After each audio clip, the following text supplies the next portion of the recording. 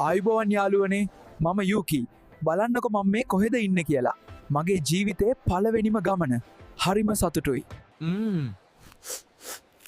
මේවට කියන්නේ පස්තිස්සි කියලද මම කවදාවත් මෙච්චර රස දෙයක් කාලා නෑ අම්මෝ මේ දර්ශනය නම් මගේ ඇස් දෙකෙන් දැකගන්න ලැබුණ එකම කොච්චර දෙයක්ද මේ නිල් පාට මේ බෝට්ටුවල තියෙන ඇස් හරිම ලස්සනයි එයාලා මේ මුහුද යනකොට ආරක්ෂා කරනවලු මේ ගමන නම් කවදාවත් අමතක වෙන්නේ නෑ මෝල්ටාව හරිම ලස්සනයි ආයෙත් දවසක අපි හමුවෙමු